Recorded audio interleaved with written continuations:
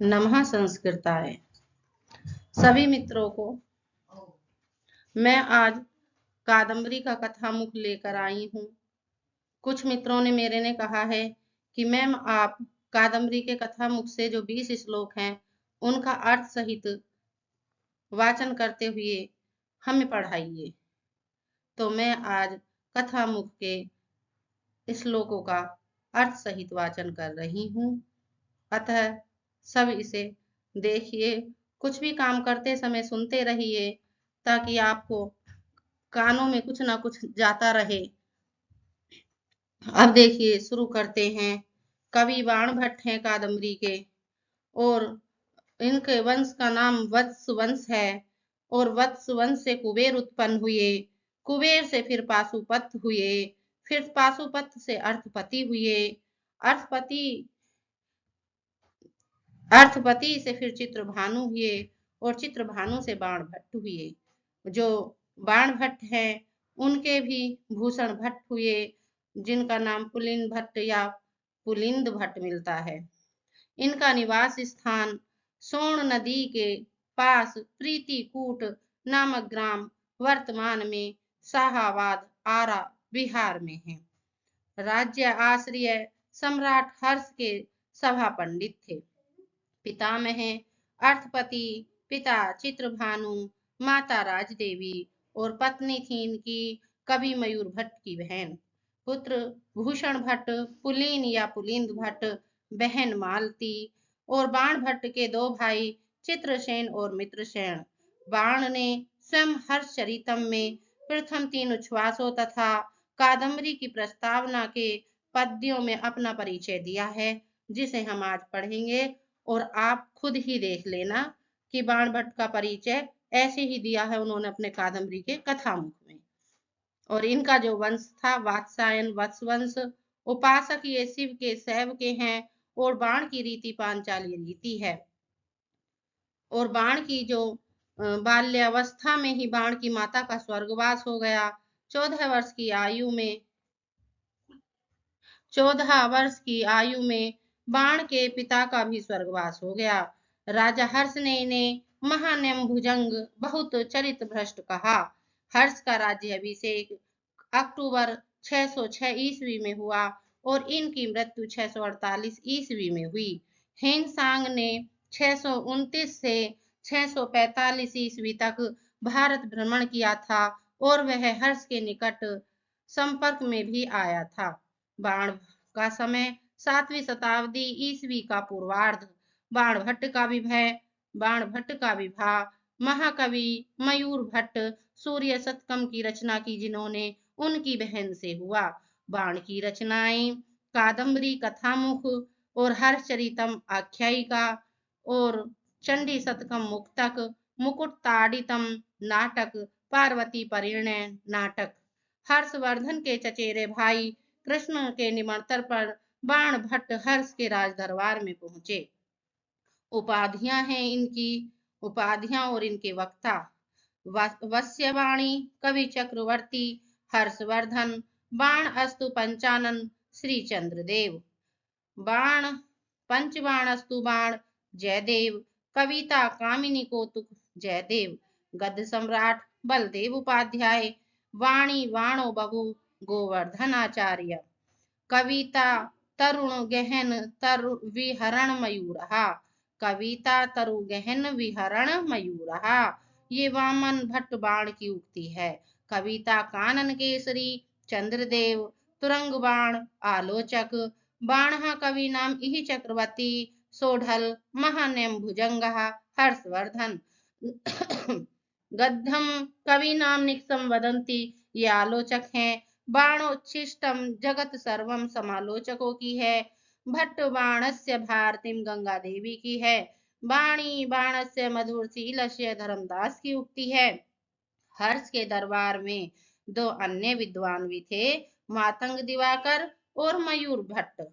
महाकवि बाण भट्ट विषयक प्रशस्तियां भी हैं, जिनमें युक्तम कादम्बरी श्रुत्वा कव्यो मौनमाश्रितः, बाण ध्वानन्वन अध्यायो भवति इति स्मृति, अतः सोमेश्वर की कीर्ति कौमुदी में मिलती है। रुचिर सुवर्वण प्रदा रस भाववती जगन मनोहरती सह किम तरुणी नहीं नहीं वाणी वाणस्य मधुरशीलस्य विदग्ध मुख मंडन धर्मदास की उक्ति है। जाता शिखंडिनी प्राक यथा शिखंडी तथा अवगच्छामि प्रागलभ्यम अधिकम आप तुम वाणी वाणो बभुव है गोवर्धन आचार्य की है। श्लेषे केन शब्द गुंफ विषय केचित रसे चापरे अलंकारे कतिचित सदर्थ विषय च अन्य कथा वर्णने आसर्वत गंभीर धीर कविता विंध्याटवी चातुरी संचारी कवि कुंभ कुंभ विदुरो बाणस्तु पंचानन चंद्रदेव की उक्ति है। बाणो उच्छिष्टम जगत सर्वम ये अज्ञात उक्ति है। वागीश्वरम हंतम भजे अभिनंदनम अर्थेश्वरम वाक्पति राजम इडे रसेश्वरम स्तौमि च कालिदासम बाणम तू सर्वेश्वरम आनंतो अस्मि सोढल की उदय सुंदरी कथा में मिलती है। हृदय लग्नेन बाणेन यन मदो अपि पदक्रमः भवेत कवि कुरंगाणाम चापलम तत्र कारणम त्रिलोचन की है। सस वद बाण द्वितीय नमदाकार धारिणः धनुषेव गुणाढ्य निशेषो रंजितो जना त्रिविक्रम भट्ट की है।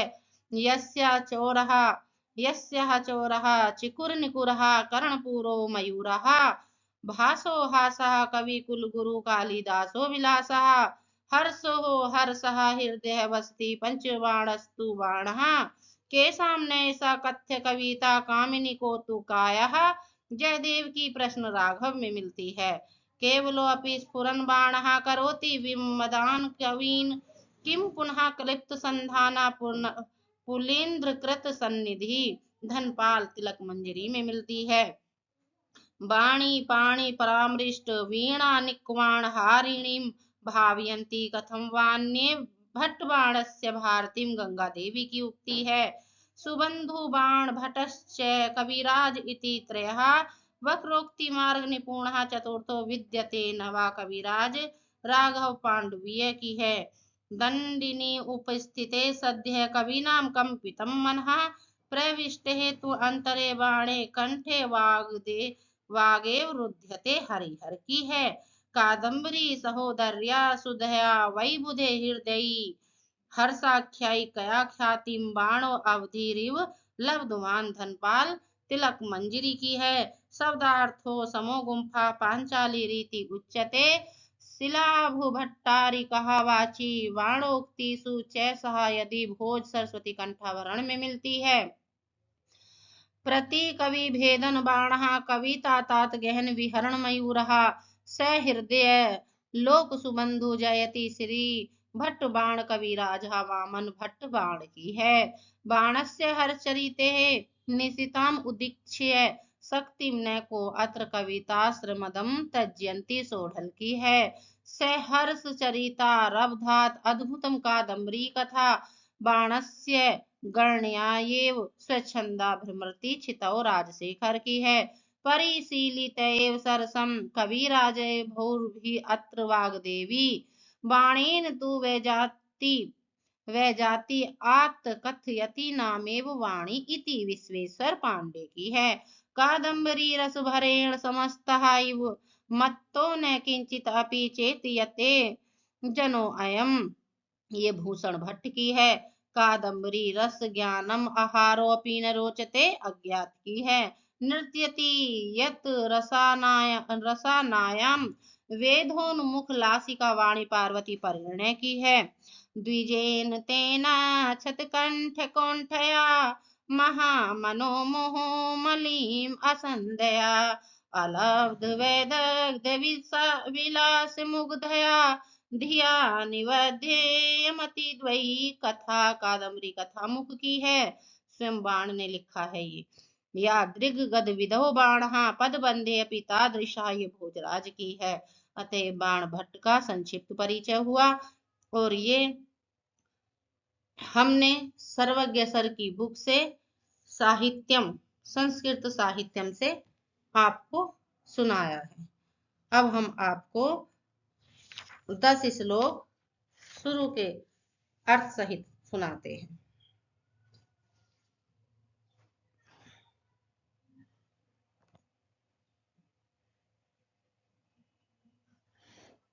स्लाइड आगे करो भाई।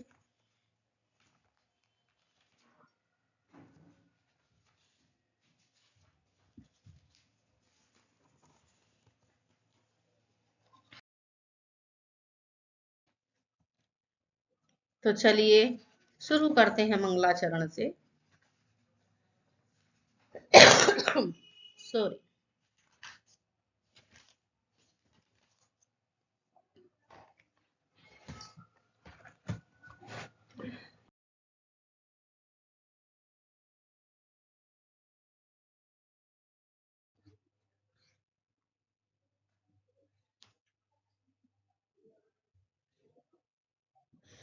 दूसरा श्लोक है जयंती बाणासुरमूलिलालिता दशास्य चूर्णामणिचक्रचुम्बिनः सुर असुराधिशिखान्त्यसायिनो भवच्छिदास्त्रम्बकपादिपांसवः।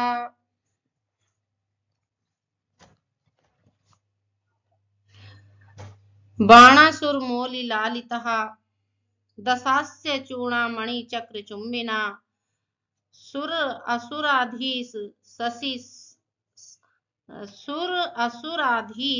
शिखांत सायनी भवच्छिदः त्र्यंबक पादपान सभा जयंती। अब बाणासुर अपने दूसरे श्लोक में बाणासुर के देखिए क्या बताते हैं कि बाणासुर मौलि लालितः ये बहुवचनांत है और त्र्यंबक पाद पान सभा का ये विशेषण है। बाणासुर मौलि लालिता बाणासुर के मुकुट अर्थात मस्तक के द्वारा सादर स्पर्श की गई। दशास्य चूड़ामणि चक्र चुंबिना 10 मुंह वाले रावण के शिखा रतन समूह को प्रणाम के समय चूमने वाली सुर असुर अधीश शिखांत सायनी देवताओं और राक्षसों के स्वामियों की शिखा के अग्रभाग पर शयन करने वाली भवच्छिदहा संसार जन्य दुख का निवारण करने वाली त्र्यंबक पाद पांसभा जयंती। शिव के चरणों की धूलियों की जय हो। शिव की चरण धूलियां सर्वोत्कृष्ट हैं। दूसरे श्लोक में बाण भट्ट ने शिव के चरणों की धूलियों की जय की है और इसकी टिप्पणी देखिए। बाणासुर मौलि लालिता आदि प्रथमा बहुवचनांत पद त्र्यंबक पाद पांसवः का विशेषण है। वाक्य का मुख्य अंश त्र्यंबक पाद पांसवा जयंती शिव की चरण धूलियों की जय हो। बाणासुर शिव के परम भक्त एक राक्षस का नाम है।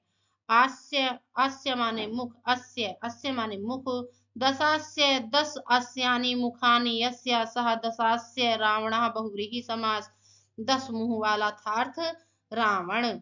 चूड़ामणि शीश फूल अथवा शीश पर धारण करने के लिए रतन जड़ित आभूषण विशेष है। दशास्य चूड़ामणि चक्र चुंबिना अभिप्राय यह है कि परम शिव भक्त रावण जब शिव के चरणों में मस्तक नवाता था तो उसके मस्तक की मणियों का स्पर्श शिव की चरण धूलि से हो जाता था। सुर असुराधीश यहाँ शिव के सर्वाधिक महत्व की व्यंजना है। देवताओं और राक्षसों के अधिपति भी शिव के चरणों में शीश झुकाते हैं। अतः शिव की चरण रज उनके केशों के अग्रभाग पर लगी हुई सुशोभित होती है। भवच्छिदहा सांसारिक दुखों की निवृत्ति के लिए सभी भारतीय आस्तिक दर्शनों में विचार किया गया है। इस संसार को परम लक्ष्य तक पहुंचाने में बाधक माना जाता है। अतः शिव की चरण रज को यहाँ सांसारिक प्रपंचों को नाश करने वाली बताया गया है। त्र्यंबकः त्रीणि अम्बकाणि नेत्राणि यस्यासः त्र्यंबकः बहुव्रीहि समास तीन नेत्रों वाला। कौन है 3 नेत्रों वाले? भगवान शिव। पादपान सभा चरणों की धूलि, यहाँ शिव की चरण धूलि की सर्वोत्कृष्टता सिद्ध करने के लिए बाणासुर मौलि लालिता आदि हेतु दिए गए हैं।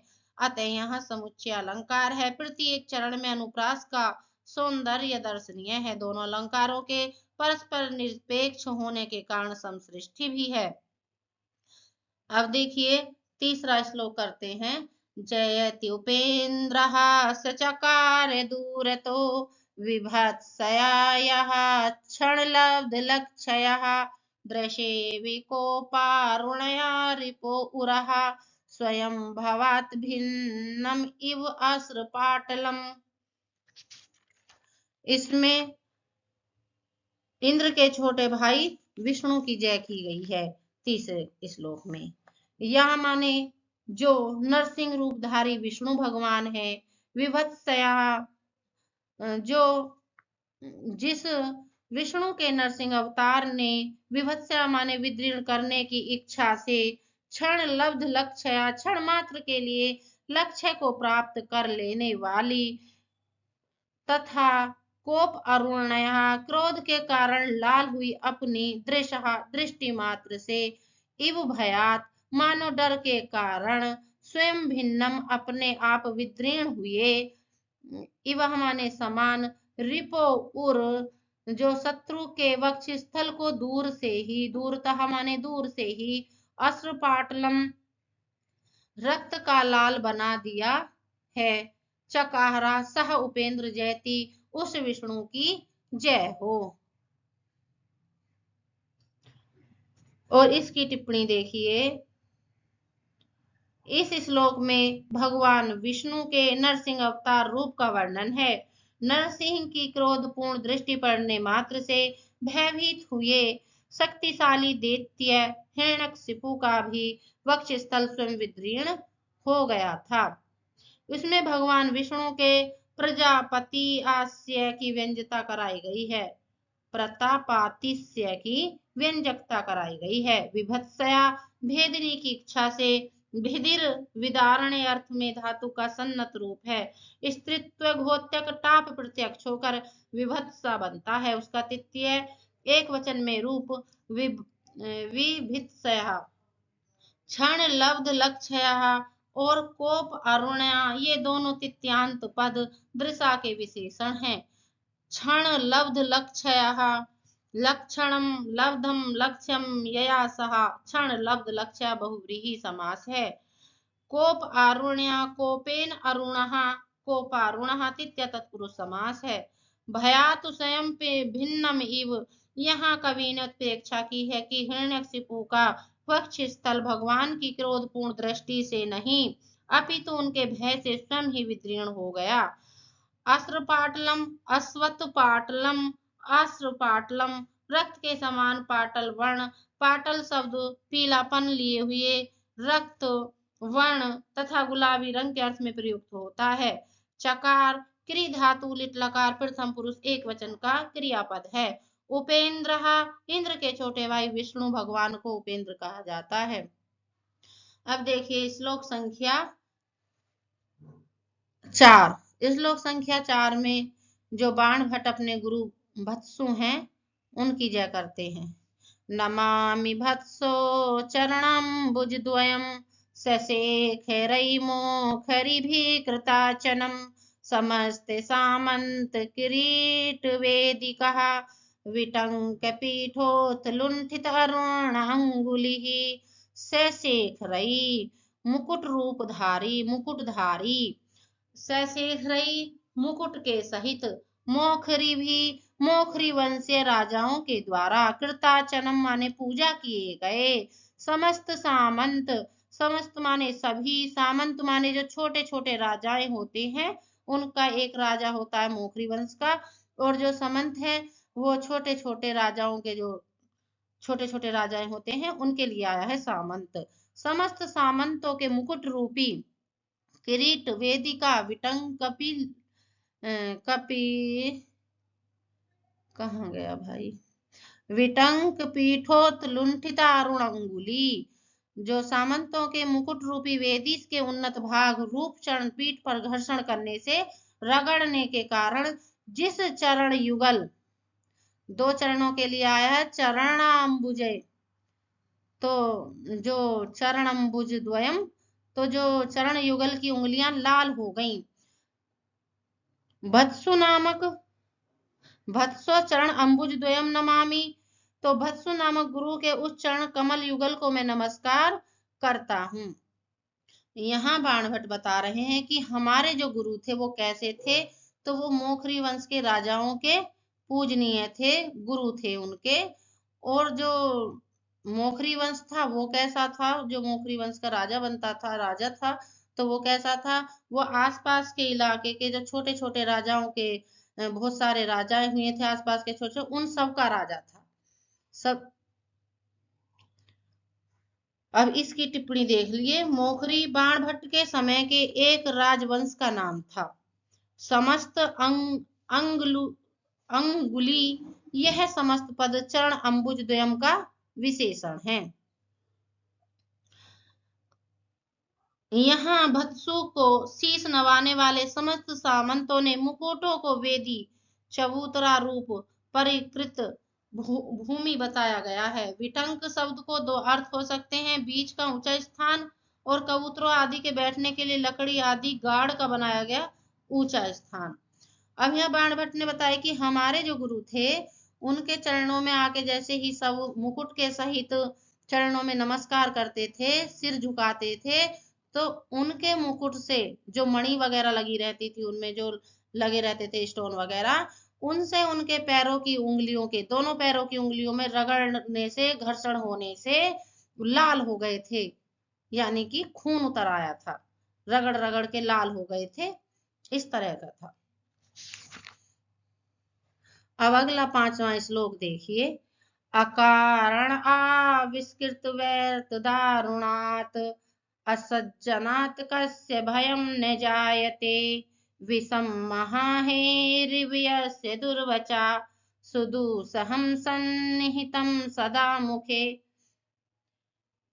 अकारण आविष्कृत वैर दारुणात्, बिना कारण के ही वैर प्रकट करने के कारण, क्रूर स्वभाव वाले, असज्जनात्, उस दुष्ट मनुष्य से, कस्य किसे, भयम न जायते, भय नहीं होता, यस्य जिसके, मुखे सुदुसहम दुर्वचः, जिसके मुख में अत्यंत असह्य दुष्ट वचन उसी प्रकार उपस्थित रहते हैं, जैसे महाहे विश्वम इव, जैसे कि महासर्प के मुख में विश्व सदा, इव सदा सन्निहितम भवति, विश्व सदा उपस्थित रहता है।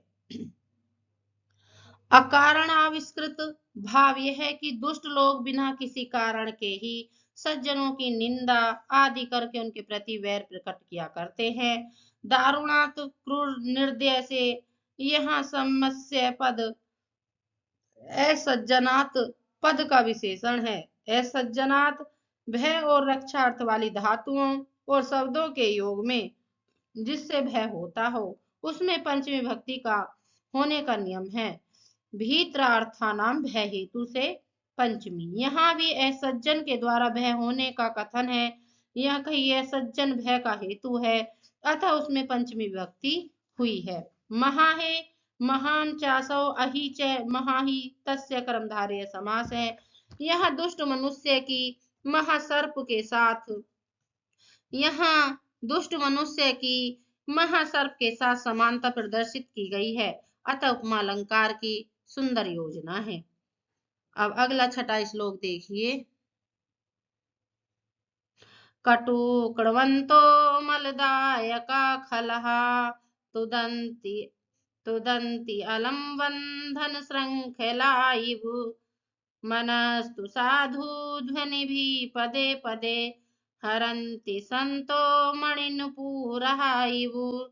कटु क्रवंतः, कटु भाषण करते हुए, मलदायकः, दोष लगाने वाले, खलः, दुष्ट लोग, बंधन श्रृंखला इव, उसी प्रकार अत्यधिक पीड़ा देते हैं, जैसे कि कर्णपटु ध्वनि करने वाली तथा बंधन को, इव अलम तुदंती, तथा बंधन को, तथा बंधन स्थान को मलिन कालिमा युक्त कर देने वाली बांधने की जंजीरें बंधे हुए व्यक्ति को कष्ट देती हैं, बंधे हुए व्यक्ति को कष्ट देती हैं। संतः मणिनुपुरा इव साधु ध्वनि भी पदे पदे मनहा हरंती। किंतु सज्जन संतः सज्जन, किंतु सज्जन मणिनुपुरा इव, किंतु सज्जन अपने श्रेष्ठ वचनों के द्वारा प्रत्येक उच्चारण किए गए शब्द पर उसी प्रकार मन को लुभा लेते हैं। साधु ध्वनि भी पदे पदे मना हरंती, उसी प्रकार मन को लुभा लेते हैं जैसे कि मणि जटित नुपुर हर पग रखे जाने पर अपनी मनोहर ध्वनियों के द्वारा चित्त को आकर्षित कर लिया करते हैं। और इसकी टिप्पणी है, यहाँ श्लोक के पूर्वार्ध में दुष्टों की तुलना बांधने की लोहे की जंजीरों के साथ करके उनकी निंदा की गई है, और उत्तरार्ध में सज्जनों की समानता मणि निपुरों के साथ प्रदर्शित करके उनकी प्रशंसा की गई है। लोहे की जंजीर हिलने पर कर्ण कटु शब्द करती हैं, दुष्ट भी कर्ण कटु वचन बोलते हैं। शरीर में जिस स्थान पर लोहे की जंजीर बांधी जाएगी उस स्थान को कालिमा युक्त और मलिन बना देगी। दुष्टों को उसी प्रकार दूसरों पर दोषारोपण करने वाला बताया गया है। बंधन, श्रृंखला और दुष्ट दोनों समान रूप से पीड़ादायक होते हैं। इसके विपरीत सज्जन श्रेष्ठ वचन बोलते हैं, जैसे कि मणिपुरों का स्वर बड़ा प्रिय होता है। कणवंत क्वण धातु का अर्थ सामान्यतः खन खनाहट, झंकार या नुपुर आदि का शब्द होता है। यहाँ दुष्टों के साथ उसका अर्थ है बोलते हुए, लोह श्रृंखला के साथ है कि जंजीर बजने की आवाज। पदे पदे पदे पदे के भी दो अर्थ लिए हैं। नायिका के पग रखने पर नुपुर ध्वनि स्वाभाविक है, अतः मणि नुपुर पक्ष में अर्थ हुआ प्रत्येक पग रखने पर, और सज्जन पक्ष में हुआ प्रत्येक पद पर शब्द पर। भाव यह है कि सज्जन द्वारा उच्चारण किया गया प्रत्येक पद पर शब्द पर। भाव यह है कि सज्जन द्वारा उच्चारण किया गया प्रत्येक शब्द मन को हरने वाला होता है।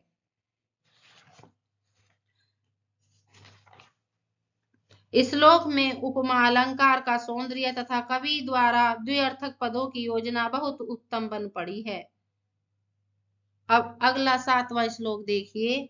सुभाषितं हारिविशति अधोगलात् न दुर्जनस्य अर्करिपोरिवामृतं ततेव धत्ते हृदयेन सज्जनो हर हरि महारत्नम इव अति निर्मलम। हारी सुभाषितम, मनोहारी सुभाषित भी दुष्ट मनुष्य को, हारी सुभाषितम अमृतम अर्क रिपो इव, मनोहारी सुभाषित भी दुष्ट मनुष्य के गले में उसी प्रकार नहीं उतरता। दुर्जनस्य गलात अधा, दुर्जन के गले में उसी प्रकार नहीं उतरता। जैसे न विशति तदेव सुभाषितम सज्जनः अति निर्मलम महारत्नम हरि हृदयेन धत्ते। ततएव जैसे कि जो मनोहर सुभाषित, हारी सुभाषितम अमृतम अर्क रिपो इव दुर्जनस्य गलात अधा न विशति, मनोहारी सुभाषित भी दुष्ट मनुष्य के गले में उसी प्रकार नहीं उतरता जैसे कि राहु के गले के नीचे अमृत नहीं उतर पाया था। उसी प्रकार तदेव माने उसी प्रकार सुभाषितम सज्जनाति निर्मलम महारत्नम हरि इव हृदयेन धत्ते, उसी निर्मल को सज्जन ठीक उसी प्रकार हृदय में धारण कर लेता है जैसे कि भगवान विष्णु अत्यंत निर्मल महारत्नम हरि, अत्यंत निर्मल महारत्न कौस्तुभ नामक मणि को अपने वक्ष स्थल पर धारण किए रहते हैं।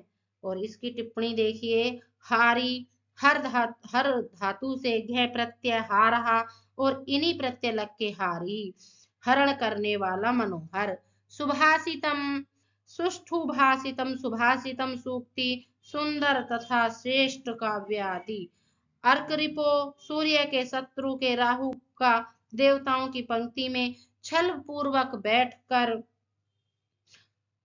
अमृत पान करते हुए राहु नामक दैत्य की शिकायत सूर्य और चंद्रमा द्वारा विष्णु से कर दी गई थी। यह पौराणिक कथा प्रसिद्ध भी ही है। इसी के आधार पर राहु के द्वारा सूर्य का ग्रस्त होना माना जाता है और राहु को अर्क रिपु कहा जाता है। महारत्नम महत च तद रतन च महारत्नम समुद्र से मंथन करके निकाले गए 14 रत्नों में से एक रतन कौस्तुभ मणि, जिसे पौराणिक मान्यता के अनुसार विष्णु भगवान अपने वक्ष स्थल पर धारण किए रहते हैं। धत्ते धा धातु आत्मनिपदी है, लट लकार प्रथम पुरुष एक वचन है। धा धातु का परस्मैपदी में लट लकार प्रथम पुरुष एक वचन में दधाती रूप बनता है। उपमा अलंकार का विधान करके यहाँ कवि ने दुष्ट मनुष्य और सज्जन के स्वभाव का सुंदर चित्रण किया है। अब कथा की प्रशंसा 8वें श्लोक में बाण भट्ट करते हैं। स्फुरत कलालाप विलास कोमला करोति रागम हृदय कोटिकाधिकम रसेन संयाम स्वयं अभ्युपागतः कथा जनस्य अभिनवा वधूरीव। स्फुरत कलालाप विलास कोमला, स्पष्ट प्रतीत होते हुए मधुर वर्णनों अथवा शब्द गुम्फन सौंदर्य के कारण कोमल, स्वयं संज्ञा अभ्युपागता अभिनव वधू। यहाँ 2 अर्थों में किया गया है वर्णन। एक कथा की प्रशंसा के लिए कथा के अर्थ में है और दूसरा नव वधू के अर्थ में है। तो वधू पक्ष में कहते प्रकाशित होते हुए मधुर वार्तालाप तथा हाव भाव आदि के कारण सुंदर स्वयं स्वाभाविक रूप से शब्द गुम्फन को प्राप्त हुई, स्वयं पलंग पर आई हुई नव वधू के समान नवीन कथा सहृदय पाठक जन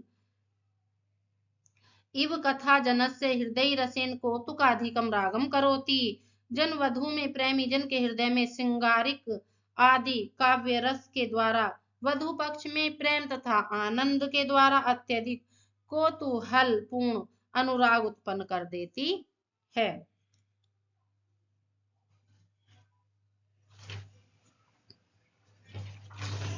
इसकी टिप्पणियां यहाँ कवि ने नवीन कथा का नववधु के साथ सुंदर साम्य प्रदर्शित किया है। उपमा अलंकार है। स्फुरत कलालाप विलास कोमला आदि प्रथमांत विशेषण पद कथा के साथ साथ वधु की भी विशेषता प्रकट करते हैं। स्फुरत स्पष्ट प्रतीत होता हुआ, द्योतित होता हुआ। स्फुरत का अनुवाद फड़कता हुआ भी यहाँ सुंदर प्रतीत होगा। कलम मधुर ध्वनि। आलापहा आ उपसर्ग से लप धातु और घै प्रत्यय। वार्तालाप कथोपकथन अथवा वर्णन। विलास सौंदर्य कथा के अर्थ में और सुंदरियों के हाव भाव आदि नव वधु के अर्थ में। कोमला कोमल के भी 2 अर्थ है, मृदु कथा के साथ है और सुंदर वधु के साथ है। कोमलम मृदु सुंदरेति विश्वः।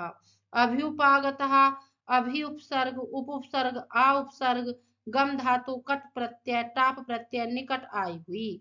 सय्यह सेज अथवा पलंग वधु पक्ष में और शब्दों का गुम्फन पद योजना कला पक्ष में। संयात अल्पे शब्द गुम्फे त्यम रहा। अब 9वां श्लोक देखिए। हरन्तिकं न उज्ज्वल दीपक उपमयी न वै पदार्थै उपपादिता कथः निरंतर श्लेष घना सुजातयोः महास्रज चंपक कुडमलैरिव। उज्ज्वल दीपक उपमयी, उज्ज्वल दीपकों जैसी चंपक कुडमलई चंपा की कलियों से अत्यंत सघन। उपपादिता निरंतर श्लेष घना सुजात्या सघन रूप से गुथी हुई एवं उत्तम स्वरूप वाली बड़ी। महासृजा माने महा माने बड़ी, सृजा माने मालाओं, बड़ी मालाओं इव माने जैसी, नवई कथाएं जो कि स्पष्ट प्रतीत होने वाले दीपक तथा उपमालंकारों से तथा श्लेष अलंकार के निरंतर प्रयोग से युक्त होती है। कम न हरंती और जो उत्तम स्वरूप वाली है। अब देखिए उत्तम स्वरूप वाली कथा को बता रहे हैं कि शब्दों के नवीन अर्थों द्वारा भला किस समुदाय सहृदय पाठक को कम न हरंती किसको आकर्षित नहीं कर लेती है, अर्थात सभी पाठकों को आनंदित आकर्षित कर लेती है, अर्थात सभी पाठकों को आकर्षित कर लेती है। और इसकी टिप्पणी है 8 और 9 के आधार पर बाण सम्मत कथा के 4 मुख्य तत्वों का प्रकाश डाला है। श्लोक 8 में कथोपकथन तथा कुतूहल तत्व का संकेत करते हैं और प्रस्तुत श्लोक में उन्होंने न्यूतन पदार्थ योजना तथा पदावली के प्रयोग में वैचित्र्य की आवश्यकता प्रतिपादित की है। इन तत्वों में से प्रथम 2 को आधुनिक कथा में भी विशेष महत्व दिया जाता है। हाँ, अंतिम 2 में जिन प्राचीन शैलीगत विशेषता का उल्लेख है उसके स्वरूप में अब अंतर आ गया है। प्रस्तुत श्लोक में कथा उपमेय और महासृजसः उपमान, उज्ज्वल दीपक उपमेय, श्लेष युक्त समस्त पद हैं जो पदार्थी एवं चंपक कुडमलई दोनों तृतीयांत पदों का विशेषण बनता है। पदार्थी के साथ इसका अर्थ होगा स्पष्ट प्रतीयमान दीपक तथा उपमालंकारों से युक्त शब्दार्थों के द्वारा। चंपक कुडमलई के साथ उज्ज्वल दीपक है उपमा जिनकी अर्थार्थ चमकीले दीपक जैसे चंपक कुडमलों के द्वारा। निरंतर श्लेष घना यह भी 2 अर्थों वाला पद है, अतः महासृजहा और कथा दोनों का विशेषण बनता है। अर्थ है अविरल गुथी हुई होने के कारण सघन माला के साथ और श्लेष के बाहुल सघन प्रयोग से युक्त कथा के साथ। सुजात्या इस पद की टीकाकारों ने कई व्याख्या की है। भानुचंद्र सिद्धचंद्र ने जाति को छंद विशेष माना है या जाति शब्द का अर्थ स्वरूप किया है। माला के साथ सुजात्य की व्याख्या सुष्ठु जात्यो जाति पुष्पाणी या इस प्रकार की है, महस्रजा बड़ी मालाओं, कुडमलहा कली। अब कवि वंश वर्णन 10वां श्लोक आता है कवि वंश वर्णन।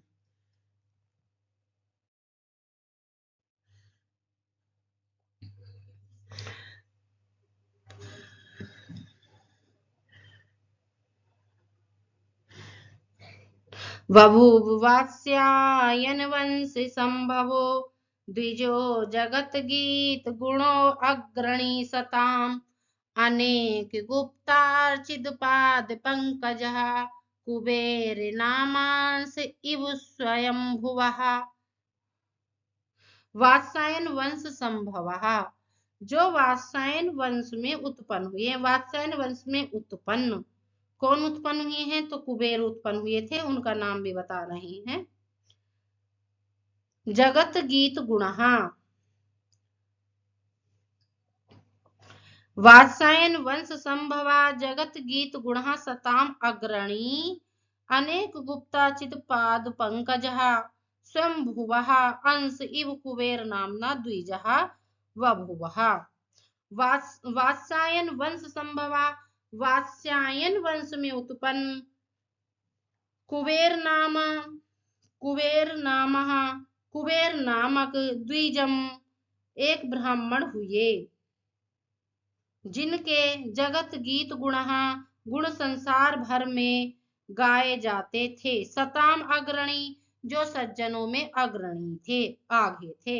अनेक गुप्ता चितपाद पंकजा, अनेक गुप्तवंशी सम्राटों ने जिनके चरण कमलों की पूजा था, जिनके चरण कमलों को पूजा था, अथवा गुप्त नामधारी अनेक वेश्य शूद्र आदि ने जिनके चरणों को पूजा था, तथा जो परम धार्मिक होने के कारण स्वयंभुवा अंश ब्रह्मा के अंश अवतार इव कुबेर नामना द्विजा बभूव, अंश अवतार के समान कुबेर नाम के ब्राह्मण हुए। और इसकी टिप्पणी है वात्स्यायन वत्स से ये प्रत्यय लग के और फक को आयन आदेश होकर वत्स शब्द से गोत्रापत्य अर्थ में ये प्रत्यय होता है। गर्गादिभ्यो ये पाणिनि ने अपने अष्टाध्यायी में दिया है। इसको वृद्धि होकर वात्स्य शब्द बनने पर फक प्रत्यय होकर उसके स्थान पर आयन होकर वात्स्यायन शब्द बनता है। द्विजहा, द्वि शब्द से जन धातु में डे प्रत्यय, द्वाभ्याम जन्म संस्काराभ्याम जायते इति द्विजहा, जिसकी उत्पत्ति दो बार अर्थात जन्म से और संस्कार से होती हो। सामान्यतः ब्राह्मण, क्षत्रिय और वैश्य समस्त संस्कारों के पात्र माने जाने के कारण द्विज कहे जाते हैं। द्विजों में समस्त संस्कारों से युक्त ब्राह्मण अग्रणीय है, अतः यहाँ द्विजा शब्द समस्त संस्कार युक्त श्रेष्ठ ब्राह्मण के लिए आया है। दो बार माता के उदर और अंडे से जन्म होने के कारण पक्षी के लिए भी द्विज शब्द प्रयुक्त होता है। गुप्त, इस शब्द को प्रख्यात गुप्त वंश के लिए प्रयुक्त भी मान सकते हैं और वैश्य शूद्र आदि के लिए भी, क्योंकि एक प्राचीन श्लोक के अनुसार वैश्य और शूद्र का नाम गुप्त अर्थात दास पर होना चाहिए। गुप्त दासात्मक नाम प्रशस्तम वैश्य शूद्रयो, अर्चितः पूजितः स्वयंभू ब्रह्मा। प्रस्तुत पद में मुख्य वाक्य केवल इतना है, कुबेर नामः द्विजो बभूव। शेष प्रथमांत विशेषण पदों के द्वारा द्विज की विशेषता बताई गई है। उवास, अगला 11वां श्लोक। उवास यस्य श्रुति शांत कल्मसे सदा पुरोडास पवित्रिताधरे सरस्वती सोम कसाई उदरे समस्त शास्त्र स्मृति बंधुरे मुखे। यस्य किसके, यस्य जिसके, किसके, कुबेर के, जिसके कुबेर नामक द्विज के श्रुति शांत कल्म से, जिस कुबेर के वेद अध्ययन से शांत पाप वाले, पुरोडास पवित्रता अधरे, यज्ञ हवि से बचे हुए शेष अन्न से, पुरोडास के भक्षण से पवित्र किए गए होठ वाले, सोम कसायित उदरे, सोम यज्ञों के अनुष्ठान के समय सोम रस पान करने से कसैले हुए भीतरी भाग वाले, तथा समस्त शास्त्र स्मृति बंधुरे मुखे, समस्त शास्त्रों एवं स्मृति ग्रंथों के अध्ययन करने के कारण सुंदर हुए, मुखे सरस्वती उवासः, मुख में सरस्वती देवी सदा निवास करती थी। किसके मुख में, कुबेर के मुख में। अब इस श्लोक में बाण के पूर्वज कुबेर का श्रुति सम्मत यज्ञों का परम अनुष्ठाता होना तथा वेद शास्त्रों का विशिष्ट अध्येता होना प्रमाणित होता है। मुख्य वाक्य यहाँ केवल यस्य मुखे सदा सरस्वती उवास है। चारों सप्तम्यांत पद यहाँ मुखे के विशेषण हैं। यहाँ देखिए मुख कैसा था कि सरस्वती सोम कसायित उदरे था, सदा पुरोडास पवित्रता अधरे था, और यस्य श्रुति शांत कल्म से था। कौन था, मुख था।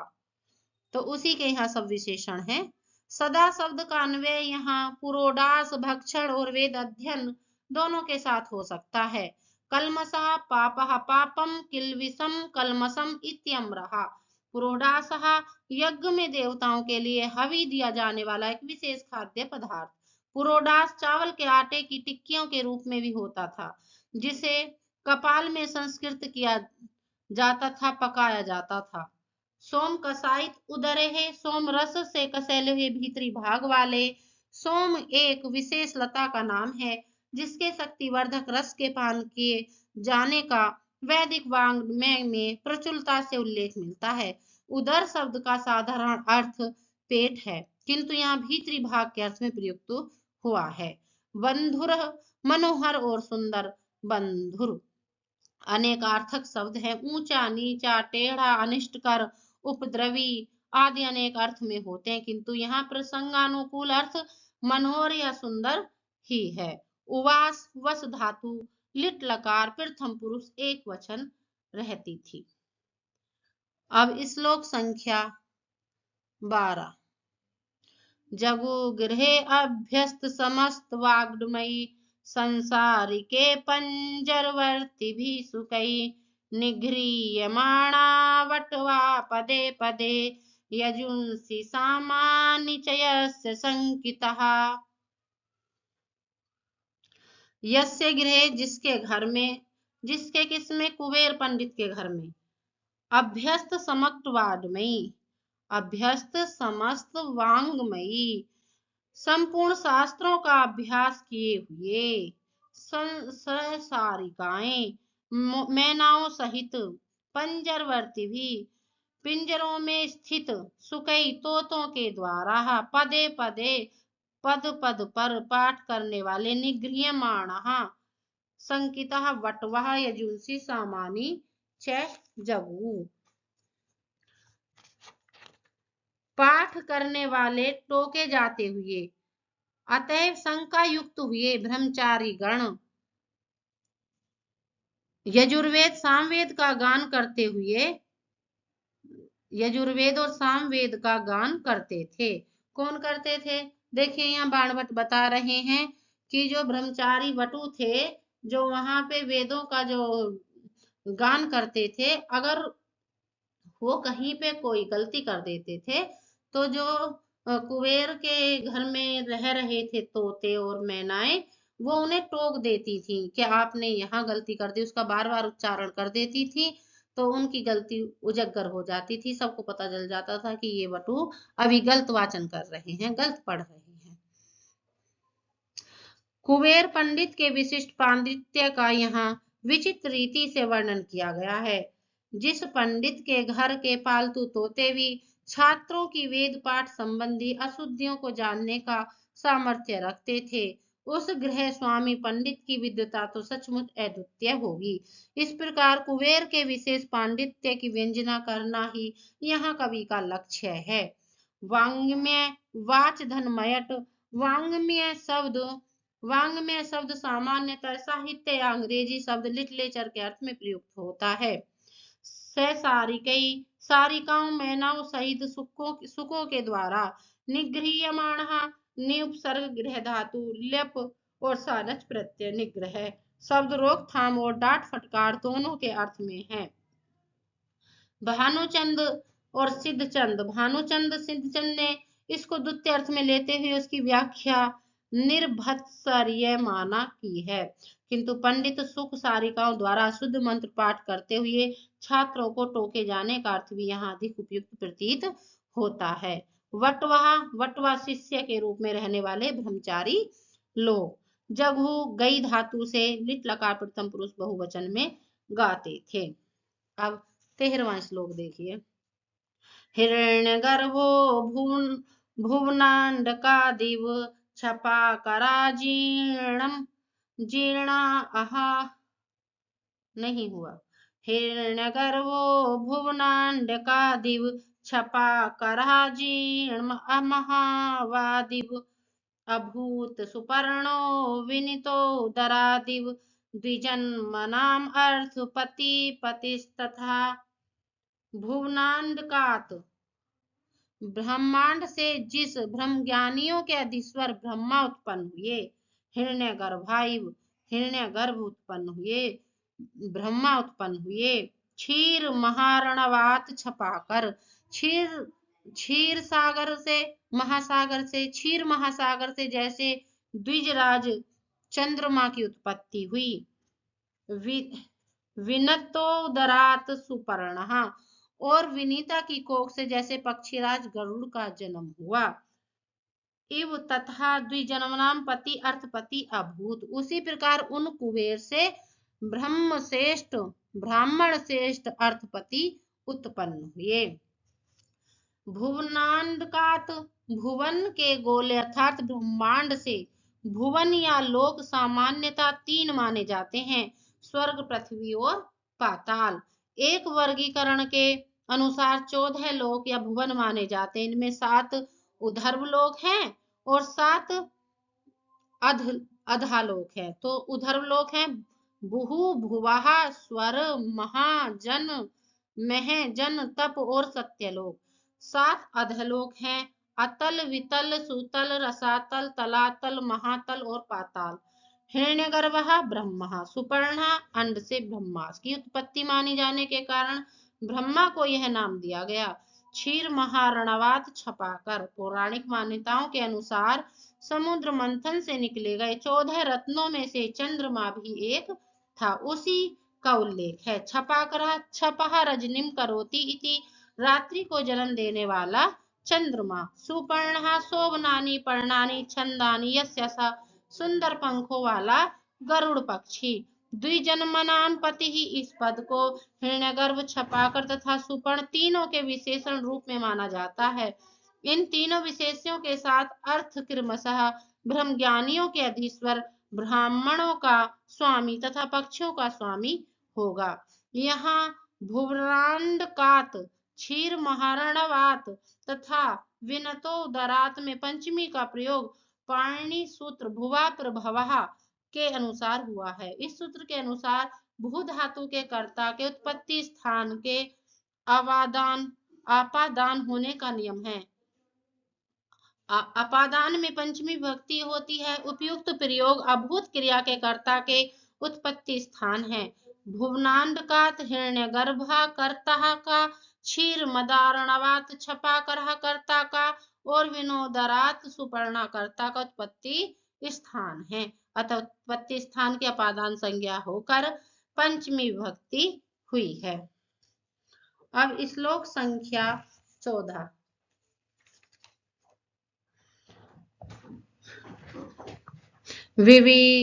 विवीर्णवतो यस्य विसारि वाङ्मयि दिने दिने शिष्य गणा नवा नवा उसः सुलग्ना श्रवणे अधिकां श्रियं प्रचकिरे चंदन पल्लवायु प्रचकिरे चंदन पल्लवायु।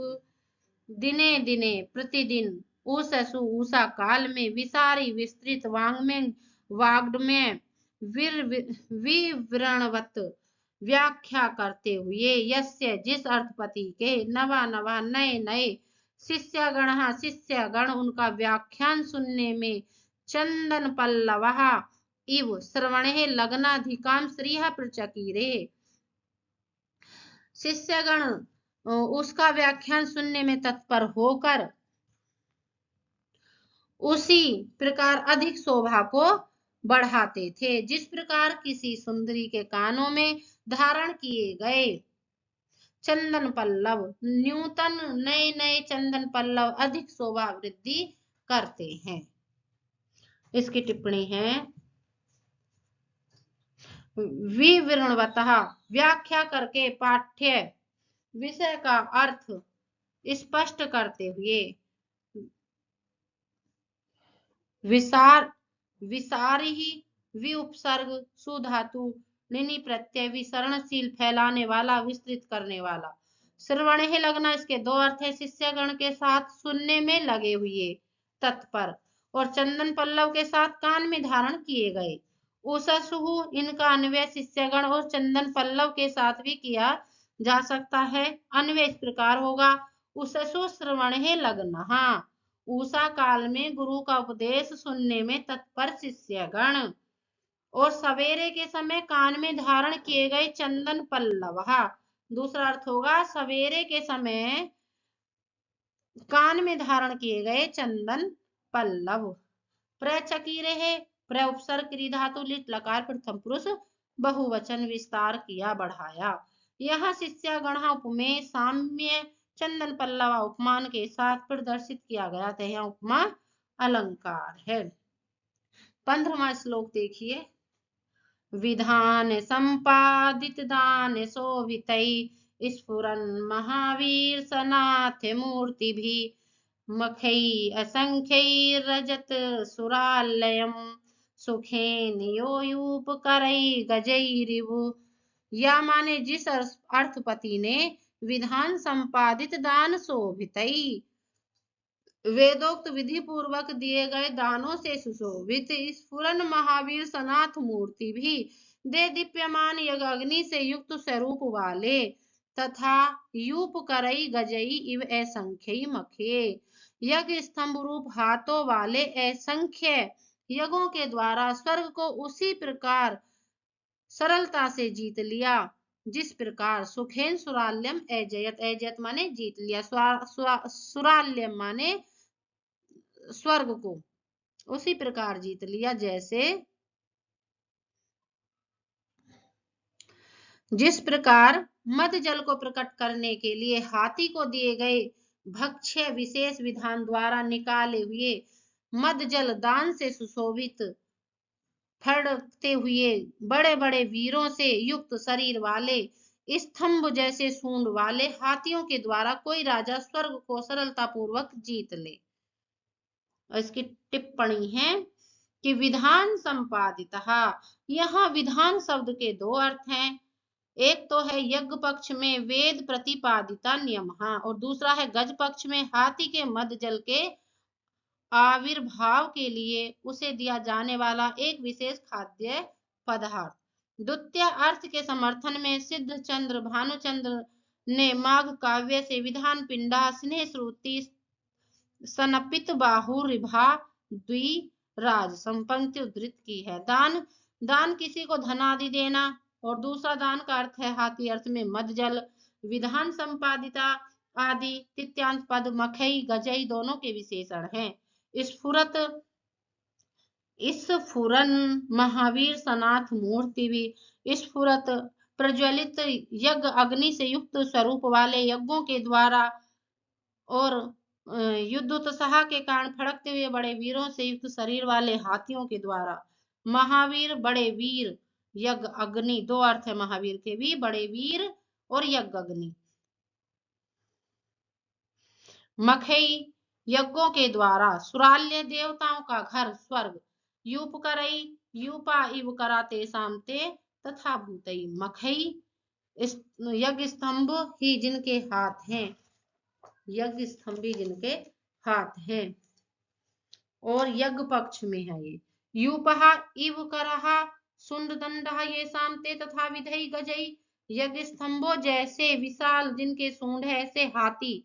यहाँ मख की समानता गज से की गई है, अतः उपमा अलंकार है। साथ ही यज्ञ संबंधी मुखार्थ के प्रतिपादक वाक्यों के द्वारा शिष्ट विशेषणों से गौण अर्थ गंज संबंधी प्रकट किया गया है, अतः समासोक्ति अलंकार है। अब 15 श्लोक हो गए हैं, इसे यहीं पे रोकते हैं, बाकी के 5 श्लोक फिर करेंगे।